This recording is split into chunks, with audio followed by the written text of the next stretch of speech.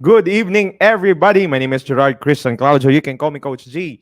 And if you find value po sa maririnig nyo sa gabing ito, please don't hesitate to heart, comment, share. Tag nyo mga kaibigan nyo dito and pakidrop sa may comments yung name mo. And kung first time may kinig sa akin, drop mo dyan first time and yung location mo na rin. Yan, no? So, hindi ako nakapag-live kagabi. No? Medyo marami lang, ano, hindi siya excuse actually. Hindi ako nakapag-live. Kasi yung personal commitment ko is every single day magla-live ako, di ba? So, but now, I have to do my live. And somehow, connected to sa pag-uusapan natin kung bakit feeling ko ayaw ko na sana mag-live kanina. Pero, alam mo yun, I still have the energy. So, before ako before ako sabat bukas, no, magpahinga, right? Mag-ano muna ako, mag-live muna ako. Yan, no? So, nandito si Sherwin Breeze. Hi, Coach. Watching from QC. Si JR Kagaska. First, hello, guys. Good evening sa inyo. Kamusta? Yan. So, guys, ito lang, konting promote lang, no? Meron akong podcast for those na nakikinig ng podcast. Sino sa inyo nakikinig ng podcast? Yan. So, maybe Spotify or sa Google Podcast or sa Apple Podcast. May podcast ako. Social, di ba? Podcast. So, if you want to have some topics or ideas na hindi ko usually na-discuss sa live, I usually discuss it on my podcast. So, you can follow me, Coach G Motivation. Yun yung pangalan, Coach G Motivation. Coach G Motivation, no? On Spotify, Apple Podcast and Google Podcast. I think I have 17 episodes already. No, yay, 17 episodes na. Grabe, no? Mag 1 month na ako, guys. No, actually 1 month na pala ako, no, since I released my first episode. Nakakatawa, no? Praise God for that. So, well, um, ba yun? I want to continue that. Last year ko pa plano actually mag-podcast, no? Wala pa ako sa social media, wala pa akong following sa Facebook tsaka sa ibang sa TikTok. I really wanted to do that, no? Kasi parang feeling ko, sino ba sa inyo nare-relax kapag nagpo-podcast ka, di ba? So, just want to, di ba? So, yeah, no, yun, si Jore, no, watching, sa Spotify. Winston Adamos, watching from Qatar, yun, may Spotify, ayusan habang naka-duty. Yes, Winston. Jill Junior Sumbise Sumayop, watching from Montalban, Rizal. Yan. Cool, no? So, kwento ko lang sa inyo kung bakit yung title ko is You're Not Tired, You're Just Uninspired. Sa inyo dito, no? You're just doing the job that you hate. You wake up every single day. And just, if you're gonna be honest with yourself, if you're just gonna be honest with yourself, you feel like, bakit ko ba ito ginagawa, no? Just because of the money, because the pay is really good, or just, or at some point, simply parang feeling mo parang wala ka ng ibang choice. Tama? And umuwi ka palagi sa bahay nyo and you feel like parang pagod ka palagi. Right? Pagod ka, parang demotivated ka, parang but you say, pagod lang talaga siguro ako. But sometimes you are not tired, you're just uninspired. And bigyan ko ng very, very good example, very, very latest, no? Latest lang, no? Sa araw na to, I think last night, natulog ako ng mga midnight ata ako natulog. Kasi nag-Bible study pa kami and may mga few lang akong kinontak before ako gumising. And then, gumising ako ng mga 5 a.m. kasi nag-travel ako papuntang Bacolod kasi may talk ako doon ng umaga. So, nag-travel kami, gumising ako ng 5, 6 a.m. umalis na kami, 7 umalis yung, tama. Nandun ako ng mga 8, tama? O, tama ganoon. Tapos, nag-talk ako ng 10:30 to 11:30. Tapos, 11:30 to 2 p.m. nag-cut off kami sa business. And then, nag-lunch kami ni wife, ni Mrs. And then, after nun, nag-meet ako sa isa sa mga teammates ko doon, isa sa mga potential leaders namin doon, yung leader namin doon sa Negros. And then, umuwi kami, travel kami ng 4 hours, pabalik dito sa Iloilo.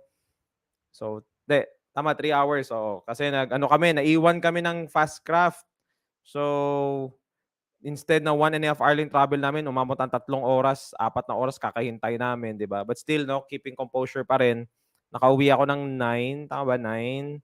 Tapos may meeting kami Zoom, may exclusive meeting kami ng business meeting kami ng 9 until 10:30. Hanggang ngayon, gising pa ako, di ba? Parang do I sound like I'm tired?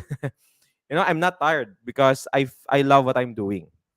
No, and I think that's the reason kung bakit nag-stay ako sa business for 9 years or almost 10 years na because I really love what I'm doing. Right? So, sometimes we are tired not because we are exhausted physically. Alam nyo ba, ang physical exhaustion, kaya yang makuha sa pagpapahinga lang. Kung physical lang kung physical. Most of the time, ang nagda-drug ng energy natin, hindi naman talaga yung physical exhaustion. Ang nagda-drug ng energy natin are mga false expectations natin sa buhay. And you wake up every single day of your life and you're asking yourself, ito ba yung gusto kong gawin for the rest of my life? But the problem is, parang you're caught up between doing your passion and at the same time doing what's practical. Passion versus practicality. Parang ganun palagi yung tanong, di ba?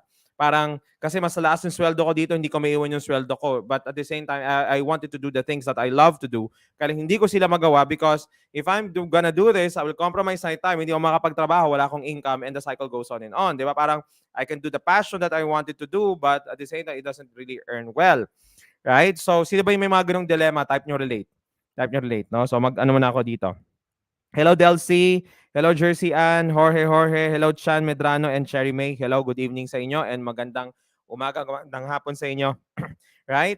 So, there's this kind of like a dilemma, and that's a lot of people has this kind of feeling na hanggang kailan ko siya gagawin. I don't know. If you might be in a job that really pays quite amount of decent money and puts money into your pocket and puts money into your household. It pays you bills. It pays you the things that you want to pay. But at the end of the day, this is not the kind of life that you wanted to really stay in. You say, you know what, this is the kind of life that I want. And I can retire and I can die doing this. Tama? So, or, you might be doing your business right now. Nasa negosyo ka ngayon. But your business are not creating the result that you want. You're emotionally exhausted. Okay? And usually,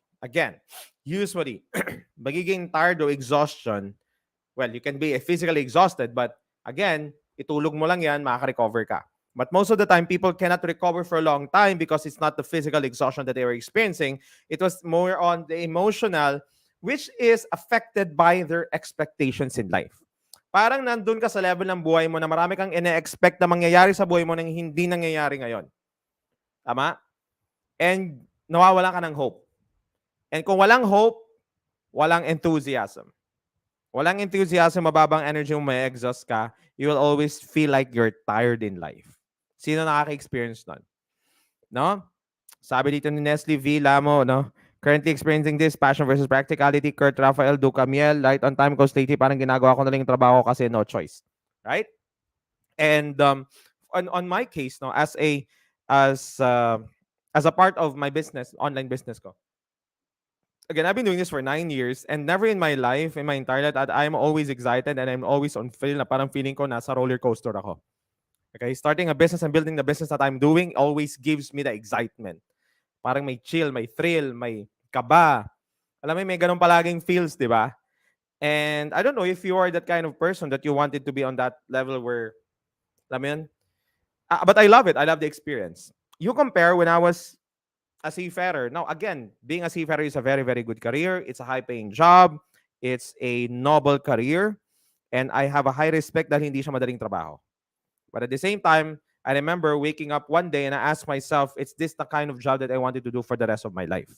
I was 22 years old, 21 years old, I think. Tama, mga ganun ako. Kasi na ilang taon na ako nakapagbarko.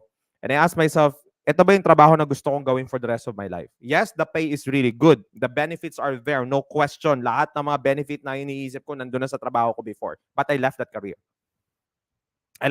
Now, I'm not saying you leave your career right now. Okay? Or you leave whatever you're doing. But I think ang ginawa ko that time, for me to regain the motivation and to regain the inspiration is to really ask myself, what do I really want to achieve in this life? Because God will just give me 70 years, 80 years, 90 years, or 100 years of my life. If by God's grace, I will reach 100. And that's so limited. That's so limited. It's only 100 years, guys. 100 is 100 years. Tama? Paano ko gustong gamitin tong buhay na to?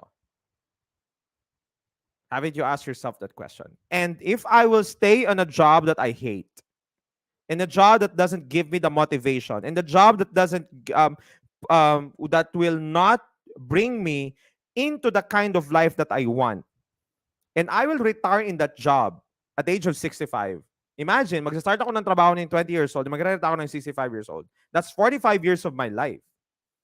And that's half of my life or nearly more than 2/3 of my life. Tama ba? 2/3. Or half of my life. Depende kung ilang taon na bibigyan ni Lord sa atin. Tama? And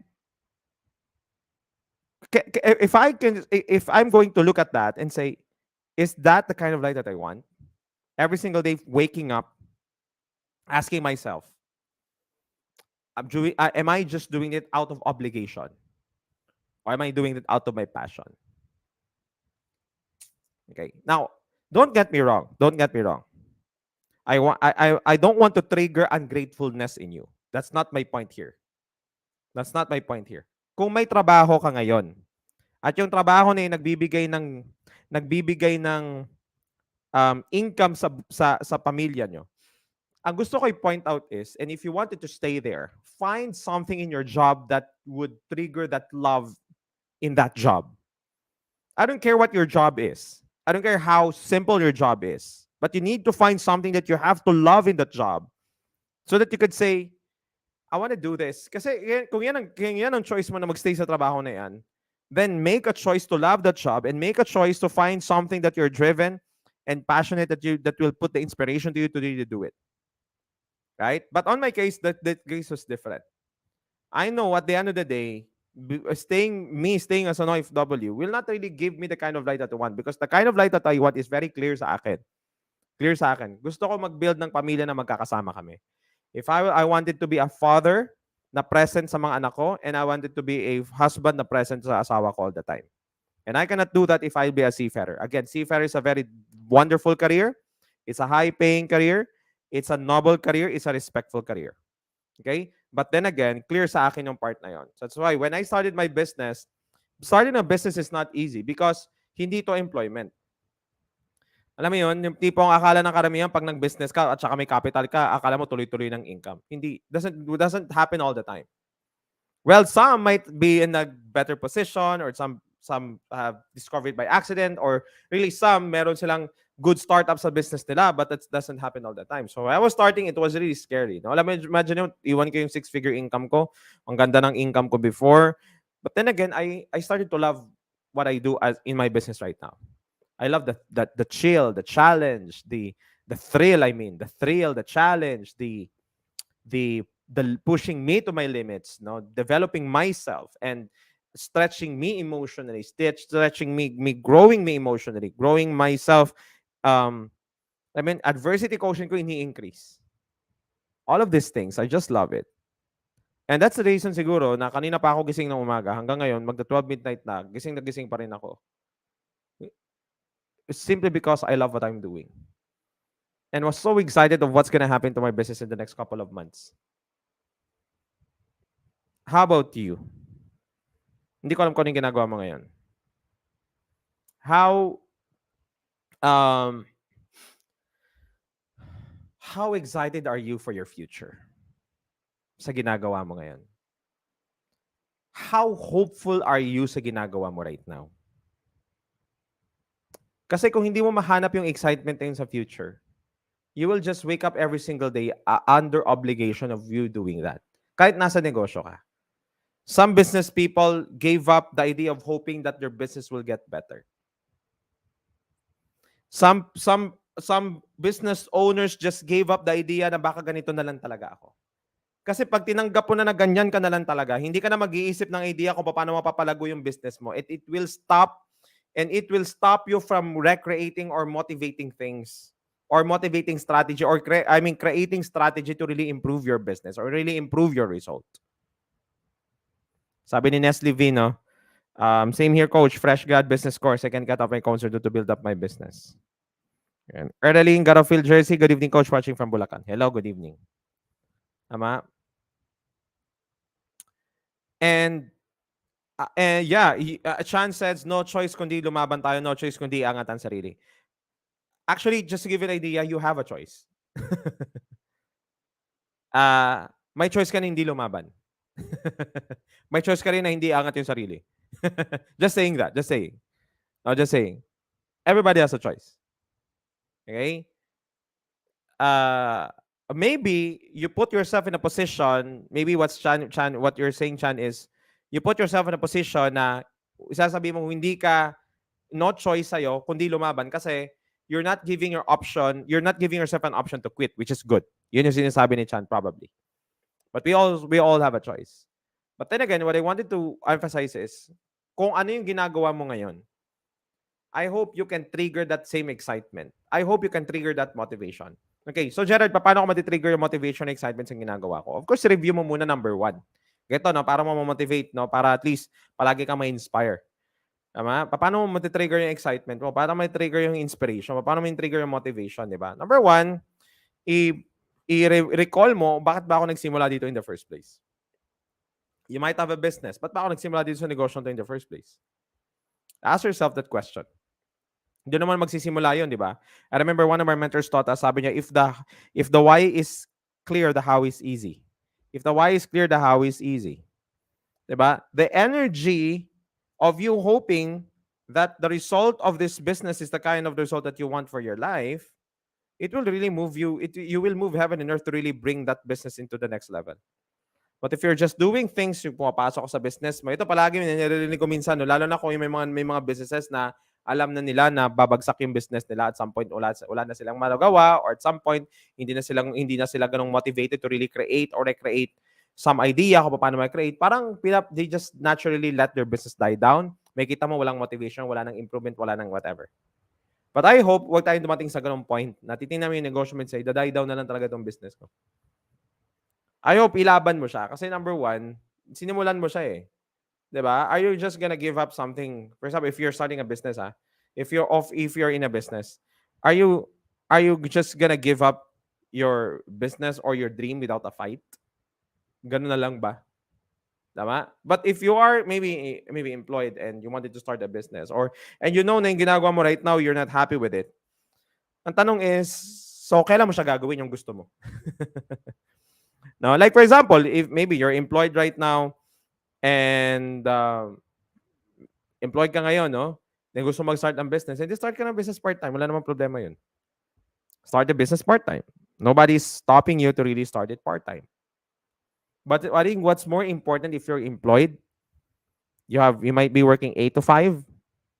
Those are the 8 to 5 puts money into your pocket and pays you bills. But what's more important, sabi nga na Gary Vaynerchuk, is what you do after the 8 to 5. Ano yung ginagawa mo during your free time? Ano yung ginagawa mo during the time na nagpapahinga ka?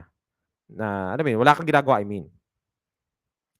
Ano yung ginagawa mo during those time na may mga hours ka sa araw mo na free ka? Doon mo i-build yung pangarap mo. Sa mga hours na free ka. Yes, nandun na tayo. 8 to 5, hindi mo na matatanggan. Non-negotiable yan. Kailangan nasa trabaho ka. Right? Nandun ka sa trabaho eh. Gawin mo yung after. Do the study. Doon ka mag-aral. Doon ka mag-discover. Doon ka mag-develop ng bagong skills. Tama? Right? Sabi ni Marife, no? Hello coach, tama ka po. Kung pagod ka, pwede namang pahinga. Pero kung wag ka lang hihinto sa pangarap mo at success, buhay, laban. Tama. Sami Albert Ruiz Duran, paano po malaman yung right interest sa pagnegosyo? Start anything. Try. You can't know it, your interest, by doing it afar. You can ask people about other different types of businesses. May nakita kang, I don't know, anong traditional business yung gusto mo? Or may na-interest ka, tagtanong, mag-aral, tingnan mo kung anong business ang gusto mo, and then try. Of course, you can't just try and put millions in capital, but I think what I wanted to point out is try in small capital. Diba? So, you can do that as amin, no? Yun ang ano. Chard Kibang, watching from San Fernando, sa City, La Union. Yeah, hello, Chard. Nestle VA, tama. So what you do after your job is more important than the hours you put in your job. If you don't like your job, tama? If you don't like your work, if yung work mo is just out of obligation, the most important question is, ano yung ginagawa mo after that? Yun ang napakalagang tanong dun. Tama? Sobrang daming businesses right now na pwede mo gawing part-time. Yung kailangan iwan yung trabaho mo. Well, it depends on the business that you wanted to start with, but I would encourage you to start a business na pwede mo gawing part-time. Kasi you can start from that. or start some hobby that you do, or some passion that you wanted to do after your job that you can monetize in the future. Tama? For example, like, let me give you an example. For example, if you're good in singing, you might be good in singing, you might be good at at music, and your passion is to do that online. Di gumawa ka ng TikTok video. Ang TikTok video mo, gawin mo after yung work mo. That is related to music. And who knows, start a podcast about music. Or start ka ng channel mo sa Spotify. Or any avenue, YouTube you can start. You do that after your work. It doesn't monetize immediately, hindi ka kumikita, but at least you're doing something from the beginning. Nagkasya bibig ko sabihin. Most of the time, people are not tired in life. They're just uninspired. Ano ba nagpapa-inspire sa'yo na gumising araw-araw? Now, I know, of course, we are motivated to pay our bills. We are motivated to bring our children to school, whatever. No, those are necessary. But my point is, if time and money is not an issue, ano yung gagawin mo? Kung hindi issue ang time tsaka pera, ano gagawin mo? Tama? So, ako po, coach, coach, guro sa araw, sa gabi, okay, online sa less than 2 years po. Naida Tolentino. Good job, Naida. Yan, no? Imagine mo, nagtuturo sa umaga, sa gabi, nag-ukay. Right? You can do things part-time right now. In the advent of social media, and in an advent of all these things, now where you are connected with people so easy than before, diba? We don't have any excuse anymore. Wala tayong excuse eh. Wala tayong excuse na wala tayong gawin. Tama, para sa pangarap mo. Ang dami na guys, ang dami nating exposure. Diba? What I say exposure is, I'm pretty sure marami na kayo nakikitang mga social media influencer, mga sa social media na papanood mo, ay, yan yung gusto kong gawin. Nagawa niya na, di ba? Kung hindi niya gawin, ba't nagawa niya, ba't hindi ko magawa? Okay, so yun ang number 1, guys. No? Tanungin mo yung sarili mo, ba't mo siya ginawa in the first place? Or kung hindi man, tanungin mo yung sarili mo, ano ba yung gusto mong gawin for the rest of your life na even you're not paid, and even if what they call this, ano ba yung isang bagay na gusto mong gawin talaga? Right? So, it's just a matter of you asking yourself. Sometimes it's, how shall I say this? Self-discovery is important. Alam mo yung self-awareness ba? Self-awareness is really, really important. Okay. No? So, next year daw po magkakaroon ng global crisis, Chan Medrano. Oo naman, no? Yes. Prepare tayo, Chan. Kaya-kaya yan. Simulan natin ngayon. Diba?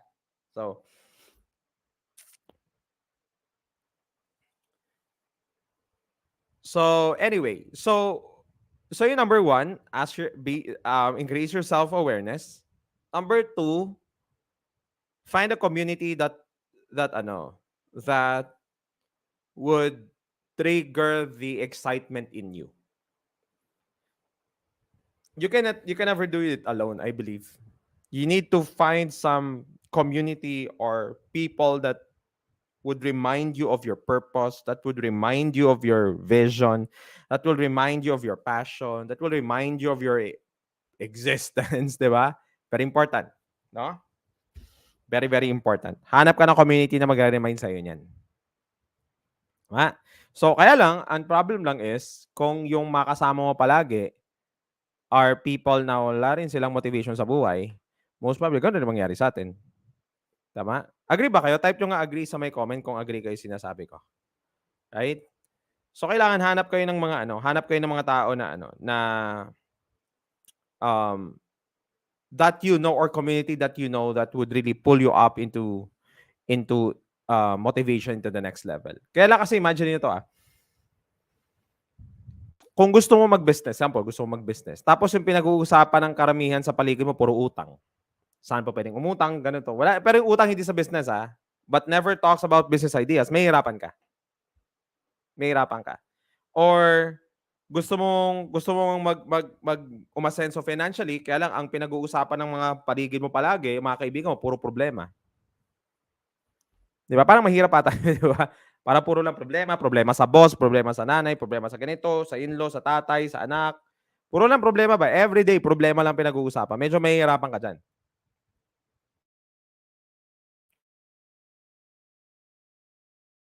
they talks about ideas that could trigger your inspiration and motivation. Very important. You cannot do it by yourself. Okay? So, sobrang halaga niyan. No?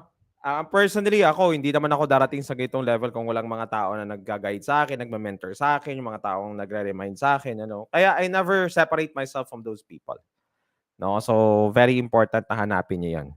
Okay, so I think I only have 2 tips for you tonight. No? Again, ako 12 midnight na, pero ang energy ko sobrang taas pa rin, di ba? Because sobrang excited ako sa what is about to come in the next couple of months sa business namin. I'm praying, nagpe-pray ako kay Lord, no, na mag-guide kami at saka mabigyan kami ng tamang talino para at least ma-pull out namin to ng tama. But I'm more motivated now. No? Sa'yo, ano yung nagpapa-inspire sa everyday? Ano nagpapa-inspire sa every single day? Right? I'm not saying that you hate your job. Find something that you love about that job because that job puts money into your pocket. But at the same time, if you are doing 8 to 5 job or you're doing your job right now, ano yung pwede mong gawin after ng work mo? That really means a lot to you. Tama? That you know na pag ginawa mo to, magbabago ang buhay mo. Eh, bye, may say it. Or if may nasa ginegosyo ka, how are you gonna pull up that passion and drive again? Right? How are you gonna pull up that passion and drive again? Right? Paano mo mapapasiklab yung excitement sa'yo? Tama? Kasi maraming magpapatumba ng maraming magpapatumba ng excitement mo. Maniwala kayo sa akin. Maraming magpapatumba ng excitement ninyo. Hi, Anton Vlogs, no? May nandun sa YouTube, oh. Hello. Maraming magpapatumba ng excitement ninyo. Right? Pero kung solid ka from the inside and convinced ka na, ay, ito yung gagawin ko, magbibigay sa akin to na magandang drive in the future. Diba? Hindi nobody can just easily discourage you. Na, are you learning? Type nyo nga learning sa comments if you're learning. No? So, yeah, no? Maraming guys. Si John Heras, hello. Veronica, hello. Maria Teresa De Vera, hello. Naida Tolentino, Delcy, Marife, yan, sabi na agree, no? Sa Sammy, Naida, wag nating lagyan ng limit ang blessings na nais ng Lord Panana sa ating coach. Tama. Agree ako dyan. Yan. No? Oh, by the way, guys, paki-click share button ito if you're learning on this video. Click mo share and tag mo yung mga kaibigan mo dito. Actually, yun na naman gusto kong i-share, no, tonight, no? Before ako magpahinga for Sunday because it's family day namin. Hindi ko alam kung nagagawin yung Sunday, no? But for me, it's family day. But more importantly, may time ako na makapag-pause and mapasalamatan ng Panginoon sa lahat ng mga goodness na sa buhay namin. And of course, to have time to really listen to preachings and attend Sunday service, no, to really to be grateful sa Panginoon and to just give the due worship to Him. Tama? And I hope you do the same thing. No? Hello, Hardy. And hi po from Makati ba to? Makait. Dati coach sa Reels lang kita nakikita no live. Muntik na ako bumigay sa business ko online. Oh, sorry to hear that. I hope tuloy-tuloy mo lang. Jean Esparsha Castones, hello. So, yun lang naman guys for me, no? And if you find valuable sa narinig niyo, please don't hesitate to heart, comment, share, tag nyo mga kaibigan nyo dito, and see you again in the next video, no? Tuloy-tuloy tayo, dire-diretso lang. Naniniwala ako sa inyo, no? Na why lumago ang iyong negosyo and na why you find your passion in whatever passion you wanted to do, no? And put all your heart into it, no? And if you know it's really worth it. Maraming salamat sa panonood.